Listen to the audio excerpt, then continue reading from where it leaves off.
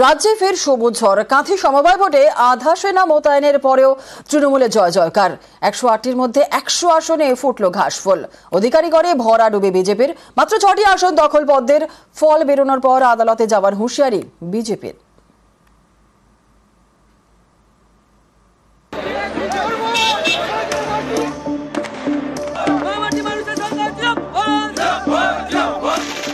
বিধানসভা vote, panchayat vote, Lok Sabha vote, বিধানসভা উপনির্বাচন, এই সবকটি ভোটেই তৃণমূলের জয় জয়কার। এবার কাঁথিতে সমবায় ভোটেও সবুজ ঝড়।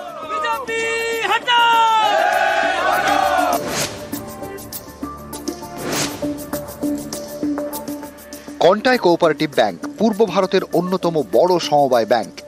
3 বছরেরও বেশি সময় ধরে ব্যাংকের কোনো পরিচালন সমিতি নেই। ব্যাংক চলছে স্পেশাল অফিসার নিয়োগ করে। ব্যাংকের পরিচালন সমিতির নির্বাচনের দাবিতে মামলা হয়, জল গড়ায় সুপ্রিম কোর্ট পর্যন্ত। সর্বোচ্চ আদালতের বেনজির নির্দেশে রবিবার ভোট হয় আধা সেনা নজরদারিতে। 6 বছর পরে ভোট, সেই ভোটে সবুজ ঝড়।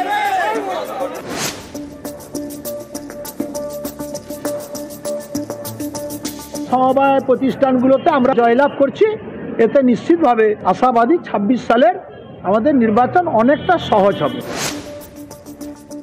ছাপ্পা ভোট প্রচুর হয়েছে এবং কোথাও কোথাও বুথ দখলের মতো ঘটনা ঘটেছে। আমাদের ভোটারদের ভয় দেখানো, সেন্ট্রাল সিকিউরিটিকে কার্যত সরিয়ে রেখে পুলিশের আধিকারিকরা সেটা দখল নিয়ে তৃণমূল নেতাদের নির্দেশে ফলস ভোটারদের ঢোকানোর চেষ্টা করছেন। আমাদের আইনজ্ঞরা খতিয়ে দেখছেন, প্রয়োজন হলে সুপ্রিম কোর্টে আমাদের যে অবজারভেশনগুলো আমরা সেগুলো পাঠিয়ে দেবো। পূর্ব মেদিনীপুরের কাঁথি অধিকারীগড় বলে পরিচিত। এখানকার সমবায় ব্যাংকের পরিচালন সমিতির টানা 3 বারের চেয়ারম্যান শুভেন্দু অধিকারী। শুভেন্দু বিজেপিতে যোগ দেওয়ার পর 2021 সালে পরিচালন সমিতির চেয়ারম্যান বদল হয়। 2022 সালের ফেব্রুয়ারিতে পরিচালন সমিতির মেয়াদ শেষ হয়। সেই থেকেই পরিচালন সমিতির নির্বাচনের দাবি ঘিরে নানা টানা পড়েন। শেষমেশ সুপ্রিম কোর্টের নির্দেশে এদিন আধা সেনা নজরদারিতে ভোট হয় কাঁথি সমবায় ব্যাংকে। সেই ভোটে সবুজ সুনামি, অধিকারীগড়ে ভরাডুবি বিজেপির। নিউজ 18 বাংলা। আজ বাংলাদেশের 54তম বিজয় দিবস। ফোর্ট উইলিয়ামে বিজয় দিবস পালন এবং 1971-এ ভারতীয় সেনার কাছে পাকিস্তানের আত্মসমর্পণ এবং 71-এর 16ই ডিসেম্বর জন্ম স্বাধীন বাংলাদেশের। দিনটি বিজয় দিবস হিসেবেই পালন ভারতীয় সেনাবাহিনীর। বাংলাদেশের 54তম বিজয় দিবস, ফোর্ট উইলিয়ামে বিজয় দিবস পালন। सलामी शस्त्र की कार्रवाई करेंगे और सैन्य बैंड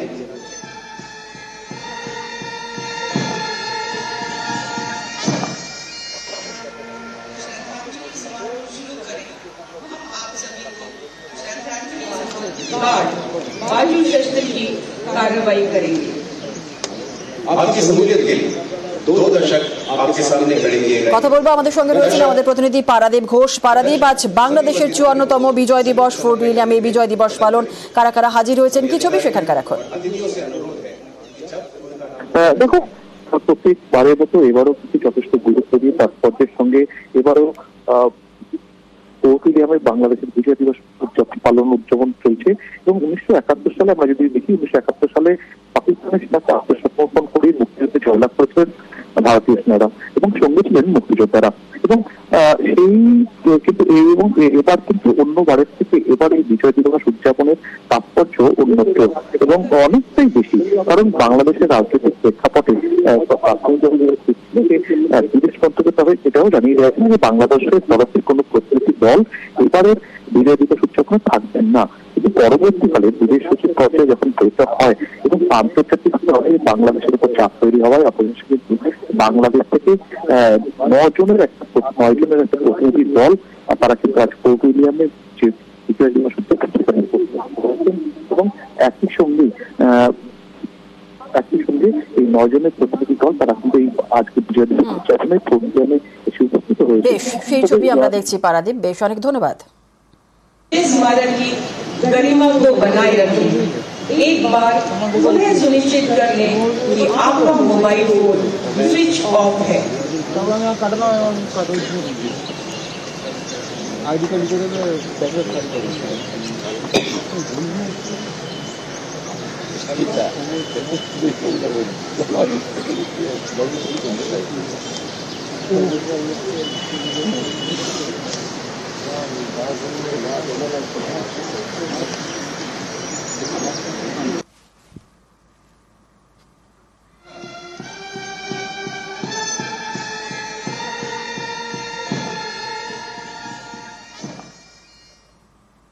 বিজয় দিবসের আগে ফের বিদ্বেষে সুর বাংলাদেশে, বিশ্বের চাপের মুখে ফের হুঙ্কার ছাত্র নেতার।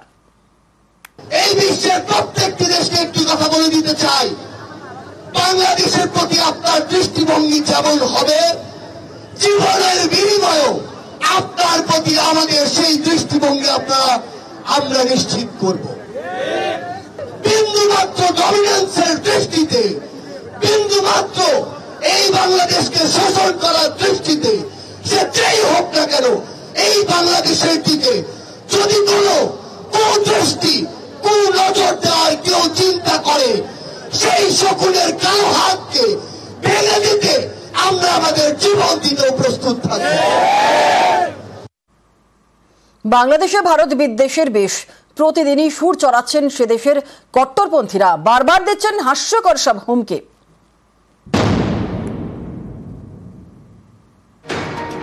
সোমবার 16ই ডিসেম্বর বাংলাদেশের বিজয় দিবস।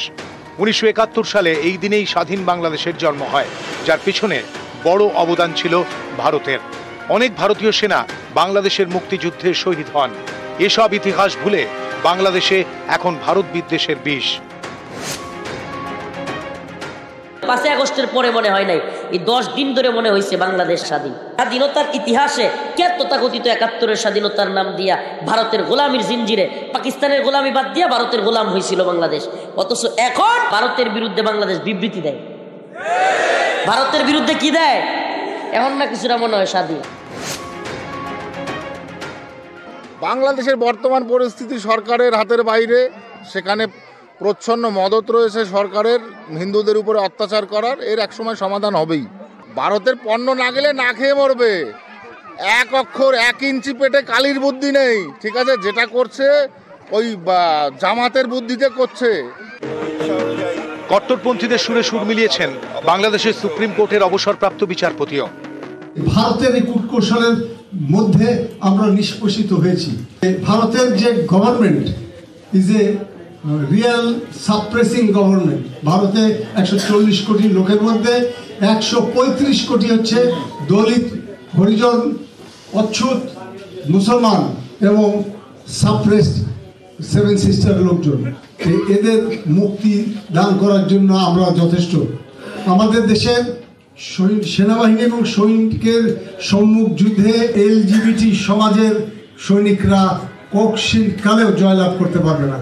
বাংলাদেশের রাষ্ট্রপতি, প্রধানমন্ত্রী, বিরোধী দলীয় নেত্রী, গুরুত্বপূর্ণ হত্যাকর্তারা যখন ডাক্তার দেখাতে বিদেশে যান, লজ্জা লাগে না বাংলাদেশের রাষ্ট্রের যারা রাজনীতি করে যে এই দেশের নাগরিক হয়েছে আর এক দেশে ট্রিটমেন্ট নিতে যায়? এইরকম একটা নির্লজ্জ রাষ্ট্র ব্যবস্থা সে 53 বছরে আমাদেরকে দিয়েছে।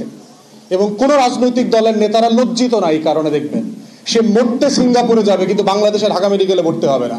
সে মরতে থাইল্যান্ডে যাবে, ব্যাংককে যাবে, ভারতে যাবে, তারপর বাংলাদেশের স্বাস্থ্য খাতকে সে ভালো করবে না। গত আগস্ট থেকে শেখ হাসিনা দেশ ছাড়া। তিনি বাংলাদেশ ছাড়তেই সেখানে সংখ্যালঘুদের উপর অত্যাচার শুরু হয়। এরপর ইসকনের সন্ন্যাসী চিন্ময় কৃষ্ণ দাসকে গ্রেফতারের পর সংখ্যালঘুদের উপর অত্যাচারের মাত্রা কয়েক গুণ বেড়ে যায় বলে অভিযোগ। এই পরিস্থিতিতেও বারবার সৌহার্দ্যের বার্তা দিয়েছে ভারত। বিদেশ সচিব ঢাকায় গিয়ে বৈঠক করেছেন, বিদেশমন্ত্রীও সংসদে দাঁড়িয়ে বন্ধুত্বের বার্তা দিয়েছেন। কিন্তু বাংলাদেশের কট্টরপন্থীরা এর মূল্য বুঝছেন না। তাদের গলায় শুধুই হুঙ্কার। আমরা শুধু ভারতকে একটি জিনিস বলে দিতে চাই, আপনাদের সাথে আমাদের সম্পর্ক কি হবে সেটা আপনারা আপনাদের কাজের মাধ্যমে নির্ধারণ করবেন। যেই খুনি হাসিনা এতগুলো মানুষকে খুন করে এই বাংলাদেশ থেকে পালিয়ে গিয়েছে, বাংলাদেশের মানুষের দ্বারা এই দেশ থেকে তাড়িত হয়েছে, সেই খুনি হাসিনাকে আপনারা আশ্রয় দিয়েছেন। যদি এই বাংলাদেশের সাথে আপনাদের সম্পর্ক স্থাপন করতে চান, খুনি হাসিনাকে বাংলাদেশে ফিরিয়ে দিন। সমস্ত হিন্দু এবং সনাতনীদের বলবো, আমরা সবাই একসঙ্গে মিলে তার প্রতিবাদে নামবো। প্রয়োজনে বাংলাদেশে ওই ইউনিট সরকারের ঘাট ধরে গদি থেকে নামিয়ে হিন্দুদের আমরা তারা যাতে সুরক্ষা পায় এবং তারা সঠিকভাবে বসবাস করতে পারে সেই ব্যবস্থা করতে হবে। ভারতের চাপের মুখে সম্প্রতি সুর নরম করে বাংলাদেশের ইউনূস সরকার। সে দেশে সংখ্যালঘু নির্যাতনের কথা স্বীকার করে নেয় অন্তর্বর্তী সরকার।